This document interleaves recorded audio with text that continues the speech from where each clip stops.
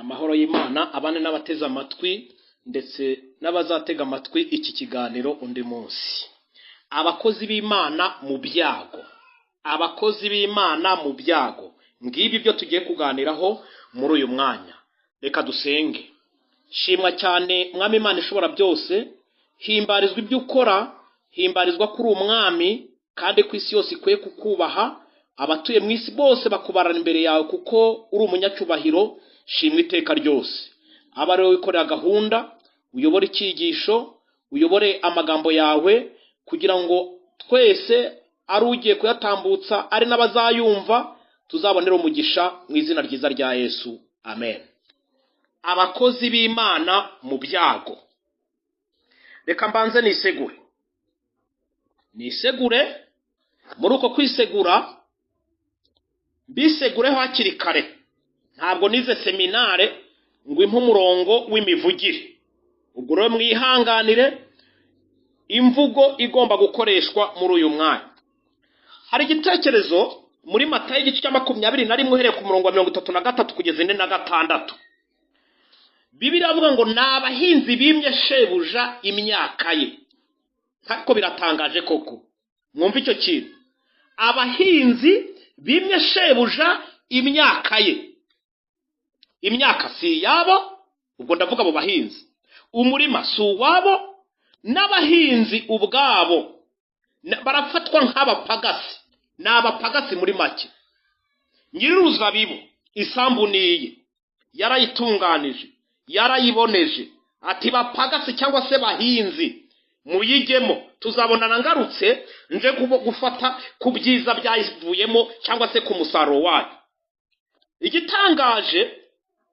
Igitangaje mwongere musubire kuri iyo titire avuga ngo ni abakozi b'Imana mu byago. Noneho hanoho uyu muntu uyu mugani ukavuga iby'abahinzi bimye shebuja nuza imyaka ye si yabo nkuko nabivuze. Oya, umurongo wa 34 mwumve. Nuko igihe cyo gusarura cyenda kugera atuma abagaragu be ku bahinzi ngo bamuhe imbuto ze nkuko bari babisezeranye. Umurongo wa 35 nibwo yohereje umugabane wa mbere w'abajya gusaruza cyangwa se bajya kuzana imyaka. Haravuga ngo iki? Haravuga ngo abo bahinzi bababonye abo yohereje, uwa mbere baramukubita, uwa kabiri baramwica, undi bamutera amabuye. Aho byumvikane ngo bamuteye amabuye, bamugiriye nabi kuko yabacitse. Nta kindi bagomba gukora. Iyo hagomba gatoya bari kumushahura, bari kumwica bikarangira. Abacitse ni wagiye aha makuru shebuja yohereza abandi ba kabiri, nabo babagiriye nk'ibyo bakoreye abambere. Afata noneho kwituru ya gatatu yohereza umwana we bwite. Ntabwo we bigeze bamurebera izuba. Uwo mwanya yahise yitwa birarangira, banitwaje ngo niwe bagombaga kuzatuzungura. Uruzabibu akarujyamo n'urwe. Uyu mugani Yesu yaciraga abayuda yavugaga ikibazo afitanye nabo ubwabo abari bamwicanye imbere. Ati narabatoranije, nabashyize ku isi yanjye niremeye. Umwuka muhumeka mwebwe ubwanyu si uwanyu, ishwi ntabwo ari uwanyu. Amazi munywa n'ayanjye. Izuba ribavira nige wari hanitse mu kirere. Guhumeka kwanyu kuri mu biganza byanjye. Ubutaka mwirirwa muri bata ku manywa na nijoro nige waburemye bwavuye mu biganza byanjye. Icyo nshaka bantu mutuye ku isi ni munyamamaze, ni mumenyekanishe, isi yose ninyubahe imfukamire. Ngiki cy'Uwiteka yifuzaga ku Bayuda abo yari yaratoranije. Kuva igice cya 19 umurongo wa 5 niho hari amagambo avuga ati mbatoranije mu mahanga yose kuko isi yose ari iyanjye. Murumva amagambo ngo muzambere ubwami bw'abatambyi n'ubwoko bwera. Shima Imana cyane. Abayuda yararimo kubwira aya magambo. N'ubwoko yari yaratoranije bufite amateka maremare. Abayashaka muzasome Bibiliya y'ubwayo yerekana amateka y'aba Bayuda. Aba Yesu yabwiraga aya magambo abaciriye umugani. rero abo yatoranije nta bandi nibo, abo yatumye nibo, abagaburira nibo, abakora ibishoboka byose nibo. Abatoranije kugira ngo bazamwubahishe, bamwamamaze, bamumenyekanishe, isi yose imupfukamire, imuha icyubahiro. Noneho rero abagaragu Yesu yerekezagaho muri uyu mugani, ntimugire ngo ni abandi, reka mbababwire. Abo yohereje, abakubiswe, abishwe, abagiwe nabi, abatewe amabuye, nta bandi yerekezagaho. Yavugaga Yesaya baciyemo kabiri n'urukero. Yerekeza kuri Yeremiya wakubitiwe ku rusengero bakanarumufungiramo. Uzi gukubitirwa abantu basengera warangiza ukahita hari na gereza bagahita bagushyiramo. Yerekeza kuri Ezekiyeli wavuzaga hogora, akageza ubwo abwira abantu nabo bagafunga mu batwi bakanga kumva. Araberura babwira ati reka mabwira kaga nikajya kuza kazatangira kuri aba basaza mubona bamaze igihe bitwa ngo bari mu murimo w'Imana ariko ntacyo bigeze bakora, imitima yabo inangiye. Ni akaga nikaza nimwe n'abagore banyu n'abasore banyu n'inkumi zanyu, igihugu cyose kiguye mu kaga. Ni Ezekiyeli yavugaga avuga abagaragu batumwe bagenda aho kugira ngo bakirwe, ntibakirwe nk'uko bakwiye kwakirwa. Yavugaga Yohana bakase umutwe azize ubutumwa bwo kwihana, yamamazaga abwira abantu ngo bisubireho mu ngeso zabo babone uburyo bakira umukiza. Ngabo bo yavugaga. Noneho Yesu yaje gusoza umugani avuga undi wa gatatu woherejwe, ngo umwana amaze koherezwa barangize tubone we nyir'uruzabibu niwe agomba kuzaruzungura reka tumwice. Yesu uwo mwana yavugaga bwa nyuma niwe wivugaga ubwe ko ibyo yaragiye kubonera ku musaraba w'i Karuvari aho yamanitswe azira ibyaha atakoze niwe wari urimo kuyorekezaho. Umugani rero mwumva ibyaho, munyumvire iby'uyu mugani.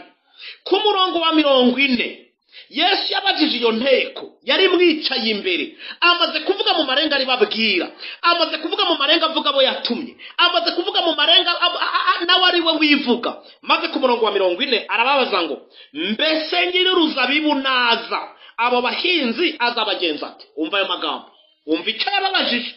Abaza iyo nteko, mwa nteko mwe mwicaye aho maze gucira umugani, mbese nyir'uruzabibu naza abo bahinzi azabagenza ate?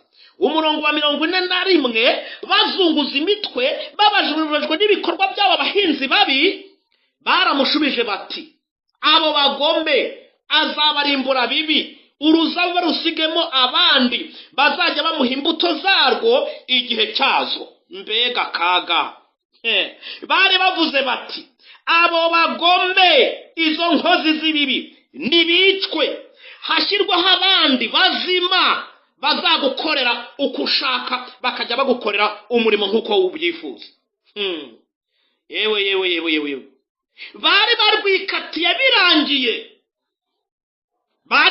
birangiye koko ngo abo bagome hazabarimbura bibi, uruzabibu rusigamo abandi bazajya bamuha imbuto zarwo igihe cyarwo. Uzi ko binyibukije amagambo Dawidi umuhanuzi yaza akamubwira, arangije ati uwo muntu ugenda agafata intama imwe ari y'umukene atunze 99 akayikoresha ibirori, uwo muntu aba muri iki gihugu cyanjye ko akwiye guterwa inkota agapfa.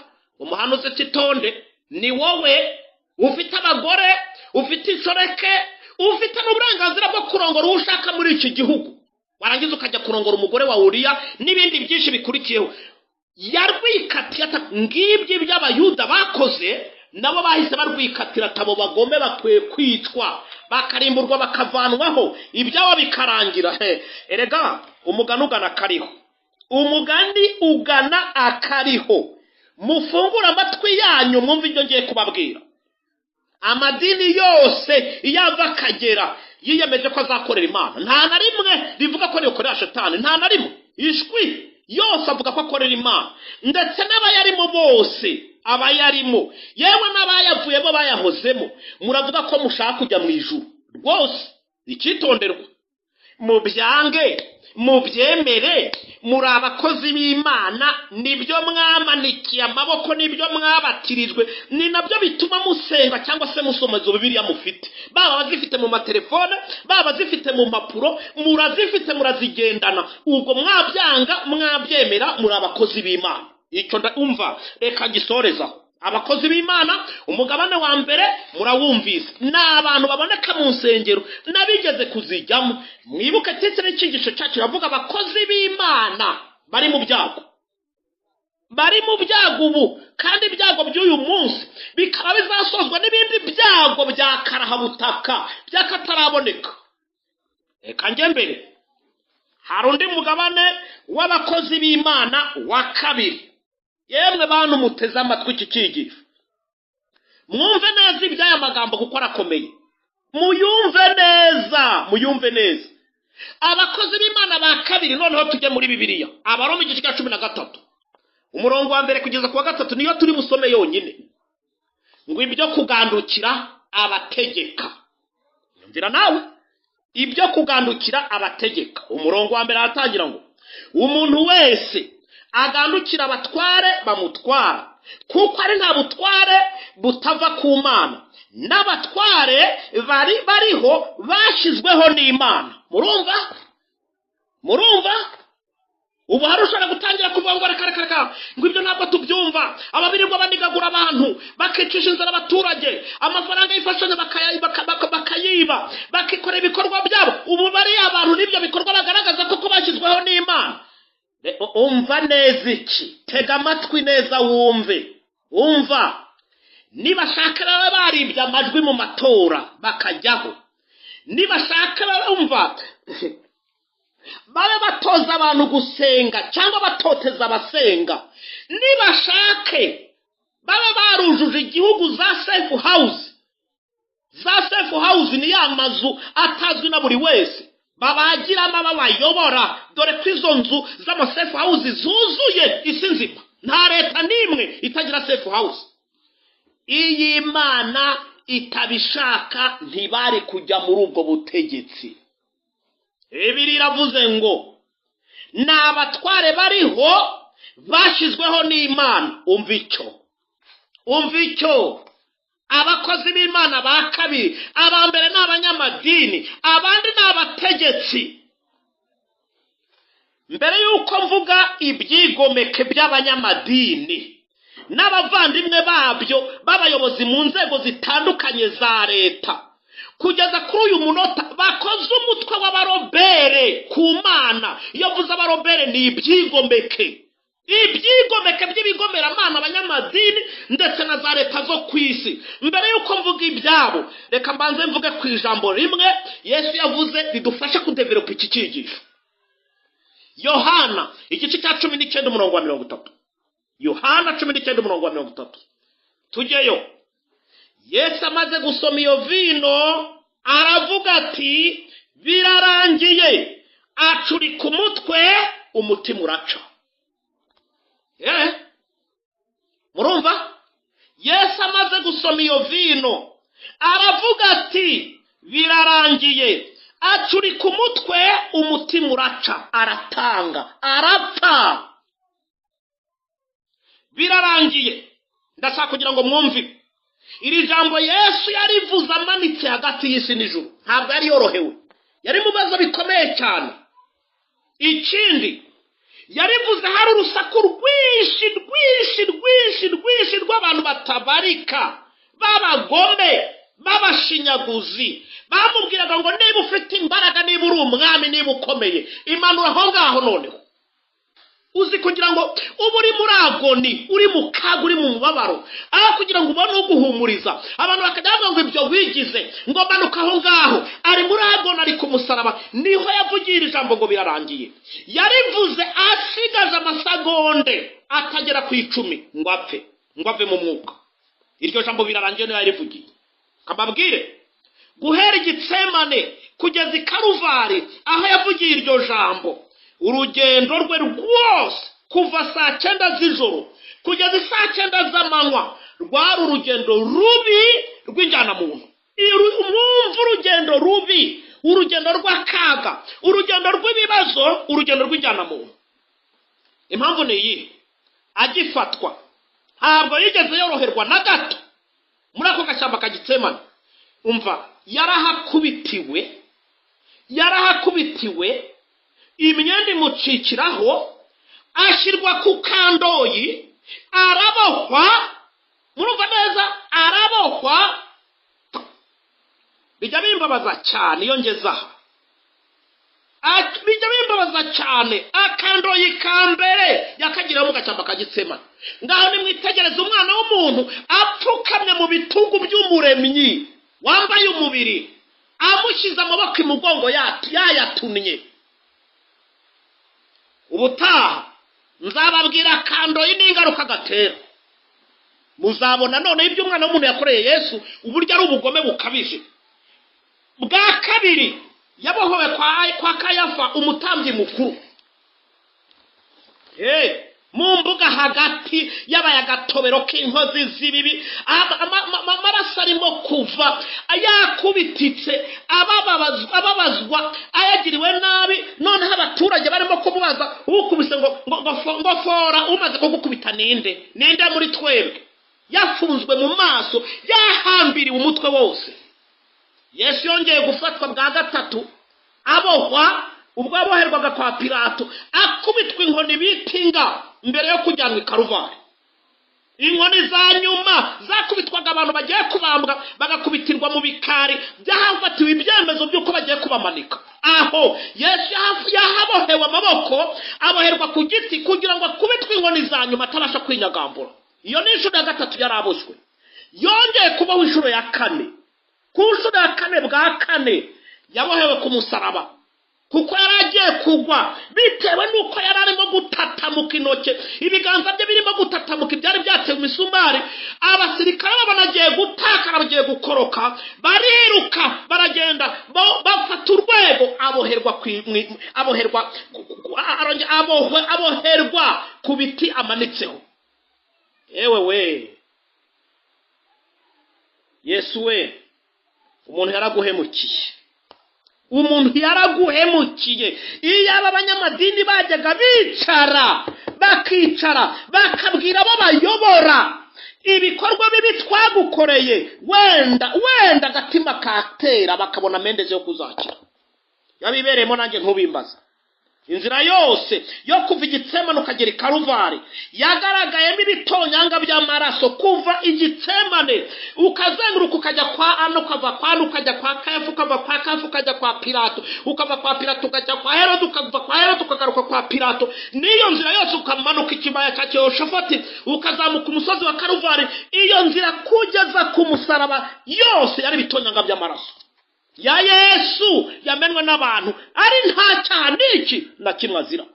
Yagejejwe i Karuvari, imyenda ye yose yamucikiyeho, kereka cya gikanzu yambitswe na Herode kimwe abasirikare bafindiye agiye kunogoka, kuko uwo mwenda ntacyo wari ubaye. Kuva ku mutwe ukageza ku birenge zari inguma gusa. Ikindi, Yesu abambwa ntabwo abambwa nk'ibindi bisambo, nk'abandi bagome cyangwa se nk'abandi bagizi ba nabi. Umubiri we wose usibye gukubitwa wari wanapfumaguwe. Ndashaka kugira ngo ahantu muhumve. Nigeze gukoresha ijambo safe house mu kanya. Safe house mujya mwumva munabwirwa n'amazu azwi n'inzego. Reka babwire, inzego mutagira ngo ni inzego zose, oya, azwi n'inzego nke muzikorera za leta zo mu isi. Ayo mazu kubera iki? Aba ari amazu y'ibanga akorerwamo ibikorwa by'ubugome bw'indengakamere bidashobora kurebwa na buri muntu uwo ari we wese. Kano nababwire, buriya wagejejwe muri safe house umwe wenyine ku ijana mu bantu bagejejweyo niwe ubasha kuva yari muzima. Uwo nawe aragenzwa cyane ku buryo azahitanwa ikindi gihe kugira ngo atazamena amabanga y'ibyo yabonyeyo. Abakozi b'izo safe house n'abashebuja n'abantu baba batakigira ubumuntu na buke burangwa muri bo, kuko baba barahindutse inyamaswa. Abantu baba ari abanywa amaraso bagenda mu bantu kandi abantu bakaba batabazi. Reka rero mbabwire akaga Yesu yahuye nako. ni ukuvuga ngo ibikorwa bikorerwa hihishe muri za safe house Yesu wubwe byamukorewe ku mugaragaro ku manywa y'ihangu. Ibikorwa byatangiye saa 9 z'ijoro bisoza saa 9 z'amanywa, acuritse umutwe atanze. Niho ibyo bikorwa by'uyicarubozo bikorerwa mu safe house Yesu yabikorewe ku mugaragaro hanze, abantu bose babireba. Yamaze amasaha 13 akorerwa iyicarubozo ry'indengakamere kandi abikorewe n'umwana w'umuntu. Ikisha Yesu rero si ikindi, ikisha Yesu si ikindi, ni agahinda gakomeye kashenguye umutima we, kuko niko kawuturikije abazizi ibyaha by'abantu. Yesu muri 53:7 niwe avuga ngo ibi bintu byose Yesu yakorewe arindi yagirirwa atyo, yararenganye. Yamageze ahandi njya mu bwonko, yararenganye. Iki ni icyasha kuri buri muturage wese uri kuri ubutaka, icyasha gikomeye. Ijambo birarangiye rero, reka nze ndibabwireho. Ijambo birarangiye, reka nze ndibabwireho. Iryo yararivuze ahita atanga, ahita apfa. Birarangiye ubundi risobanura iki ku baduteza amatwi? Reka ndibabwire, mushobora kuba mutazi icyo risobanura. Ijambo birarangiye yaravuze ati ubutaka bwanjye bwagurishijwe mu maboko ya Satani, bikozwe n'umuntu. Itangira igice cya mbere ngo Imana iha umuntu tuwutegeke Yesu yiganzu yihingira ibirimo n'ibiki, akaba yaragurishije ubutaka bw'Imana. Uwo munsi akivuga ngo birarangiye bwari bubohojwe busubiye mu biganza bya nyirabwo, kugira ngo azabone uburenganzira bwo gufata iyo si akayihindura nshya akongera akayituzaho abana be. Kari bwaragurishijwe kera ku kiguzi gito cyane, umuntu abaragugurishije. Birarangiye isobanura ko ubutaka bw'Uwiteka busubiye mu maboko ya nyirabwo. Kabiri, Imana muri Yesu yari ishoje umurimo wayo wo gucungura neza umuntu 100%. Nta cyayikoze, ntako Yesu atakorewe. Yarageragezwa kunda, ageragezwa kucyubahira, ageragezwa gutotezwa, ageragezwa gukubitwa, ageragezwa ku bintu ibyo ari byo byose, ateshwa umutwe. Yakora bitangaza ngo ni dayimoni ubwirukanye abantu. Y'ibyo akoze byose umuntu aragenda bifobya. Iyo Satani yaramuhiga agakoranye n'abantu kugira ngo barebe ko azakora icyaha. Ijambo birarangiye akimara kurivuga agatanga, yaragaragaje ngo ndashoje umurimo wanzanye, ndawushoje neza, umurimo wo gucungura ngiye ari nta cyaha nkoze. Imana ishimwe kubw'ijambo birarangiye yavuze. Icya gatatu ku ijambo birarangiye bisobanura iki? Umuntu wese wigurishije yarabohojwe kubw'amaraso atarayinama, atarayihene, atarayintungura, atarayinuma, ahubwo amaraso y'igiciro nk'uko mu Baheburayo habivuga. Umuntu wari warigurishije nawe, kuko yagurishije ubutaka bw'Uwiteka, nawe ntabwo yisize, nawe yarabohojwe mu byari bibohojwe. Umva neza icyo kintu, umva neza iryo jambo. Icya kane ku ijambo birarangiye gusa, agakiza gahawe abatuye isi bose. Imbabazi zitanzwe ku mugaragaro, bose babireba. Uzikeneye wese narebe Karuvari byahabereye, kugira ngo Imana ibone uburyo ikorana n'ibitekerezo bye, naho ubundi isi yose iyamamazwemo ngo agakiza k'abana b'abantu karatanzwe. Imbabazi zitanzwe ku mugaragaro, bazihawe kubw'ubuntu bw'Imana, atari uko ari ikintu kindi bakoze, ahubwo ni impuhwe n'imbabazi Imana itanga. Mwabyumvise? Mwumvise? Uzikeneye arebe Karuvari arazivanayo, haravanayo imbabazi, haravanayo ubuntu bw'Imana, aravanayo guhinduka kudasanzwe. Ijambo birarangiye nicyo risobanura. Icya gatanu ari nacyo cya nyuma, mubyumve neza. Ijambo birarangiye risobanura iki? Satani yambuye burundu ubushobozi ku bana b'Imana, kandi atsinzwe bidasubirwaho. Impundu nizivuga mu isi no mu ijuru, kuko intsinzi itashye mu biganza by'Uwiteka. Amina, amina, nongereho ngo amina. Satani yaratsinzwe ku mugaragaro, kandi atsinzwe bidasubirwaho, akubiswe inshuro burundu. Ijambo birarangiye rero, ni intsinzi. Intsinzi twakurikiye umwami watsinze. Umwami wacu yaratsinze. Haleluya, amina. Yaratsinze. Ijambo ryararangije byose ibyo yasabwaga kugira ngo acungure umuntu, byose yarabirangije. Yarasigaje ikintu kimwe gusa. Iki kimwe, ubyumve neza. Amaze mbabwire icyo kintu. Tujye mu Byahishuriwe Yohana igice cya mbere umurongo wa 17. Mubonye ntyo mwikubita imbere nk'upfuye, ashyiraho ukuboko kw'iburyo, arambwira ati witinya. N'andi magambo menshi ku murongo wa 18 ati kandi mfite imfunguzo z'urupfu n'iz'ikuzimu.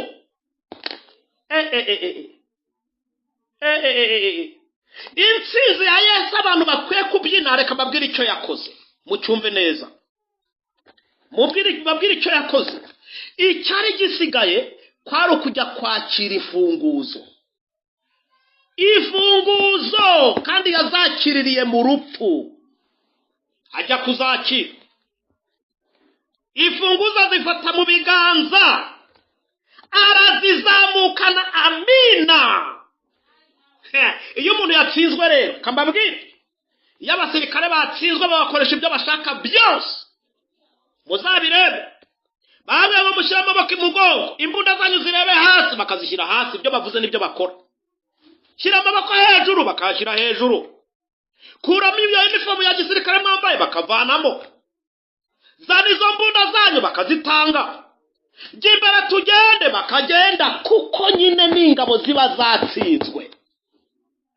Na Yesu amaze gutangaza ngo birarangiye, hari ikintu kimwe cyari gisigaye, kwari ukujya kwakira imfunguzo zemeza zigatsindagira intsinzi ye. Yaragiye mu gituro, nta kindi yakoze. Yasanze Kabutindi wari warigize akaraha kajya he, wari waramuserereje kugeza ubwo amubwira ngo nupfukamukandanye iby'isi byose ndabiguha. Agerageza ibishoboka byose kugira ngo arebe ko yamucumuza. Arinda agera ku musaraba, ryaba jambo nababwiye avuga ngo birarangiye. Ashyiraho akadomo ati ngiye nta cyankoze kandi umurimo wanzanye wose ndawukoze. Kubw'ibyo rero, kuko ngutsinze, shyira muri ibi biganza, neza mpiza funguzo. Ngicyo cyo Yesu yakoze. Aragenda arazakira. Ubu intsinzi iri mu biganza by'uwaremye isi n'ijuru n'inyanja n'ibirimo byose. Ushimwe Yesu we, ushimwe ko watsinzwe. Umva rero, uwitwa umunyedini wese, uwitwa ngo ni umunyedini cyangwa se ngo ni umusomyi wa Bibiliya, utazi uko umunyabyaha yihana akababarirwa ibyaha bye, akaba atazi uko wihannye akurira mu buntu bwa Kirisitu, akaba atazi uko abatahajuru, abana b'Imana, abateganya kuva muri isi bagenda, uko abatahajuru babeshwaho no kuvugura amasezerano bagiye bagirana n'Imana. Umva, akaba ari umuyobozi ariko akaba atazi abayobora aho abajyana, habe no kumenya icyo Imana yifuza ku bantu bayo. Yewe duhere no kuri izo ngirwa babwiriza, dore ko ubu munsi zagwiriye abavuga ibitangaza, abavuga ibiki byose. Mujyana murareba, murakurikira hirya no hino mu nsengero no ku mbuga nkoranyambaga. Abigize ababwiriza ni benshi, ababwiriza turi benshi. Hangirwa amadini mwe, namwe mwababwiriza mwe, namwe mwihaye kuvuga ngo muravugira Imana, ngo muri abakozi b'Imana, mukaba mutazi aho muyobora abantu, mukaba mutazi icyo abantu basabwa, mukaba mutazi uko umunyabyaha yihana akabarirwa ibyaha bye, uko wihanya kuri mu buntu bwa Kirisitu, uko abatahajuru bagomba kubeshwa no kuvugura amasezerano bagiranye n'Imana. Ibyo mukaba mutazi, nibyo ndimo kuvuga. Mwumva ari urundi rurimi mutazi. Ariko ubundi mwatumwe nande? Mwatumwe nande ko mbabaza? Mwatumwe nande? Mwahuriye nawe? Mwaritumye koko? Iyo abantu bitumye se ntabwo muzi ibyo bituma? Mwaritumye, ikiva mu kanwa kanyu kiratwereka ko mwitumye koko. ntimurangiye abantu inzira yo no kubabarirwa ibyaha abantu bihanye bakabarirwa ibyaha bamwe barapfa bagapfukera kubera ko batazi uburyo bakwiye kurerwa dore ko abana b'Imana barerwa bagakura kugira ngo bagere ku rugero rw'igihagararo cyiza Kristo ashaka haba mukaba mutazi ibyo bintu ibyo ndimo kuvuga hanga mukaba mutazi mutumva na kimwe mumva ari urundi rurimi ndabaza ngo wabatumye ninde mwaritumye koko kandi uwitumye ibimuvamo namwe mwamubizi reka mbasuzugure nimwebwe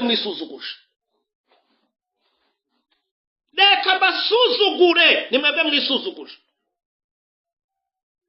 mwanza mwivuye inyuma ibyo tubabwira ubu mwahisemo neza kuba ibyigomeke abarobere murashaka kugera kuki ko umva reka mabwize ukuri na shobuja yaratsinzwe noneho mbibabwira shobuja mukorera yaratsinzwe ibyahishura 12:4 kugeza ku wa 9 ubwa mbere yamukubitiye inshuro mu ijuru icyo wicaro kizi uwo shobuja mukorera kuba mutazi ibingibi ndimo kubabwira icya kabiri itangira icya gatatu yatsindiwe ku manywa y'ihangu ku mugaragaro muri Edeni araze ngo atsindiye abantu ariko ntabwo yigeze amenya Adamu na Eva ko baba bari ahatsindiwe igitego ko ibihembo by'ibyaha ari urupfu yashutse ababyeyi bacu ba mbere ngo nimukiryaho ntabwo muzapfa Imana yarababeshye arangije abari buhindukira iriyangegera irababwira ngo ubwo Imana ije ahubwo murapfuye babaragiye bipfuritse mu ntuza ntabwo yigeze amenya uko bababariwe iyo ni intsinzwe ikomeye cyane Yesu yaratsi umva rero noneho uwo mukurikira yatsindiwe muri Edeni noneho muri Matayo Mariko Luka Yohana Ikaruvari yahameneye umutwe shobuja yahameneye umutwe shobuja ntabwo byaciriyeho arangiza ahita yinjira ikuzimu ibyashoro igice cya 17 amagambo nari maze kubabwira arangiza ahita amuga ati mpereza wa gicucu hereza kigoryi zanizo funguzo terabwoba ryawe ibyo ukora byose reka mbabwire mwabanyamadini mwe mwavuye kwizima mukayoboka umwami watsinze mwavuye inyuma y'ikigoryi cyatsinzwe umurashaka gukomeza gukorera umwami watsinzwe kuko nta soni mufite turabaha inama murazanga turabaha inama mukanga kumva umurashaka gukomeza kugendera inyuma y'umwami watsinzwe ni muyamanike nk'ingabo zitsinzwe mwembere impamvu uvuga ngo mwembere nuko ariyo mahirwe yanyu niyo mahirwe yanyu mwakwemeye umuburo mukava muri ayo manjwe murimo ntabwo mwigeze musoma muri Maraki igice cya 3:19 ngo umunsi utwika mwitanure uraje ntawe uzarokoka habe n'umuzi wanyu uzakongoka muzavaho burundu ubu turababona kubera kwanga inama tubabwira mukanga kumva mwabanyamadini mwe nimushaka muyuzure mu 5,000 dukorera Imana turi abantu bake ariko ndaberurira ku mugaragaro muzapfa mushire kandi twe tuzabaho byiteka mwibumva mubishyira mu bwonko bwanyu reka mbaveho rero umva namwe mwabategetsi mwe bategetsi abakozi b'Imana bashyizweho n'Imana ndavuga guhera kuri perezida wa repubulika abaministre nibo bari munsi ye ba guverineri abadepite abasenateri ba meya ingabo shiraho polisi n'indi mitwe yose ishinzwe umutekano murumva mudakorwa n'isoni ngo mukorwa n'ikimwaro kuba mutita ku Mana ngo mwite no ku byayo murati iyo myanya yamanjwe murimo kandi mwaranze guha agaciro nyiri kubashyira muri iyo myanya mwumva ntaso ubu nabo mupfurwa abanyamadini mupfuye nk'imbwa ubwo rero mwebwe n'abanyamadini mbabwirire hamwe mwitegure kuzamurikira Yesu abantu yabahaye mubyitegure kuzamumurikira abantu yabahaye ngo mubamuyoborere ndababaza munsubize, murumva muzabamurika kuri Yesu? Ntimwishizeho. Yesu niwe wabashyizeho. Nimushaka abicanyi ruharwa, ibyo nibibareba. Yarabashyizeho aho kugira ngo mumukorere, muhitamo gukorera ingoma yahiritswe, ingoma yaneshejwe, ingoma yashumva, yamenwe umutwe. Murahitamo gukora ingoma yahiritswe kubera iki? Nimunsubize. Abantu b'Imana muzababazwa. Mugomba gukora iyo bwabaga hamwe n'abo bagirwa amadini, mukazageza abantu mu ijuru. Perezida wa Repubulika uri iki se? Minisitiri uri iki? Uzabazwa ngo abo bayoboraga bari he? Yesu azabakubaza. Yagushyize ku isi nk'umukozi w'Imana. Ntacyo bizabamarira kwirirwa mwiruka inyuma y'ingutiya n'ibishura by'umwami watsinzwe. Nta soni. Kumva mudakorwa, murumva bizabamarira iki kwirirwa mwiruka inyuma y'ingutiya n'ibishura by'umwami watsinzwe ariwe shobuja Satani? Mwana gukorera Imana, kandi ari Imana yabahaye ubwo burenganzira. Harya ngo muzaturenganya? Ngo muzaturenganya? Ngo muzadufunga? Ngo muzatumenesha mu gihugu mutwirukane mu duce nk'aho ubutaka ari ubwanyu? Ngo murasanga ko tuzacecekaye, ngo tukadohoka tukava mu byo turimo, tukadohoka tugaceceka tukabumvira. Muriresha cyane. Tuzapfa nibyo koko mushumva. Twazirurwa ikirago mwabigiramo uruhare. Reka mbamenera ibanga, mwicare murizi.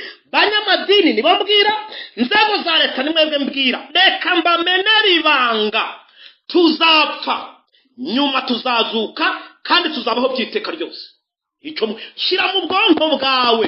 Twe tuzapfa, mwaba mubigizemo uruhare, twaba tuzize urw'ikirago. Tuzapfa, tuzazuka, tuzongera tubaho by'iteka, butazongera gupfa. Umva mwewe mwebwe nawe. Mwe muzapfa bwa mbere, muzazuke. Ntabwo muzaba muzukiye kubaho, ahubwo muzongere mupfa bwa kabiri, noneho mupfa by'iteka ryose. Nta n'umuzi wanyu uzasigara, habe n'urwara rwo kwishima. Na roho yanyu izatwikwa, mugende nk'imbwa. Umva rero itandukaniro ryacu nawe. Mwaryumvise? Tuzapfa, tuzazuka, tubeho iteka. Mwe muzapfa, muzazuka, mwongere mupfe burundu. Tuzapfa mbisubiremo, tuzuke, tubeho. Noneho tubeho tunezerewe. Mwe muzapfa, muzuke, mukorwe n'isoni, mupfe urupfu rwa kabiri rw'inkozi z'ibibi, zigize ibyigomeka ku Mana, zigakorana n'umwami watsinzwe. Hasoni Ibyahishuriwe igice cya 21 haravuga ngo hanze hazaba imbwa n'abarozi. Ntabwo mwabisomye? Noneho reka mbabaze, hagati yacu namwe mwabarobere mwe, mwabyigomeke mwe, tuzareba imbwa, tuzareba n'umugabo. Ibyo turimo tutazavamo ngo dukore. Umva, ntabwo ibyo turimo tutazigera tuvamo. Shiraho akarongo surinya. Ibyo turimo tutazigera tuvamo ngo dukore ibyo mwebwe mushaka, bifite icyo bizagaragaza hano imbere. Kandi niba mudashaka kuva muri ayo manjwe ngo mufatanye natwe, kuko twanditswe turi mu nzira nyayo, mugakomeza kwikorera umudugudu w'igomero. Noneho biraje bisoze neza. Turaje turebe mbisubiyemo umugabo uwo ari we, turebe n'imbwa iyo ariyo. Reka mbabwire, ndasaba kugira ngo buri muntu wese yumve neza iki kintu ndimo kuvuga. Abakozi b'Imana bafite ibyago, bagushije ishyano, bagiye guhura n'akaga gakomeye. Banyamadini, bategetse bategegise, ni mwebwe ndimo kubwira, mwabyigomeke byigometse ku Uwiteka. mwabarobere mwe mwamanitse amaboko yanyu mukumva inama tubaha wenda ko zazabagira akamaro. Reka mbese ubikiye ahangaha kandi ibihe byiza ku bantu bose bahitamo neza n'abazahitamo neza n'abazifuza kugira ngo babane n'iyo Mana. Simvuga byinshi, dusenge dusoze. Mana yacu uri mwiza, urifuza ko twese twakira, urifuza kuducira inzira, ariko nk'uko abayuda babivuze bakavuga ngo iyo nzira nayo tuzanyuramo, niko abakozi washyizeho banze iyo nzira, niko abakozi washyizeho babwiriza ijambo ry'Imana badashaka kuyinyuramo, niko tubabwira bakadutoteza bakatugira nabi bakaduteza za leta. Leta nazo nabara abakozi bawe, ariko nabo bahisemo kugendera ku murongo no kuri gahunda y'izo nkozi z'ibibi zidashaka kubaha. Nyagasani uwisubiraho ababarirwe, uwinangira ategereze ibihembo bikwiye ibyo yakoze. Ariko ndasabira buri wese wateze amatwi iki cyigisho kugira ngo ibyo yumvise ajye ku ruhande, atekereze neza, asubize agatima impembero, afata umwanzuro muzima kandi ubitubashishe twese mu izina rya Yesu Kristo umukiza wacu. Amen.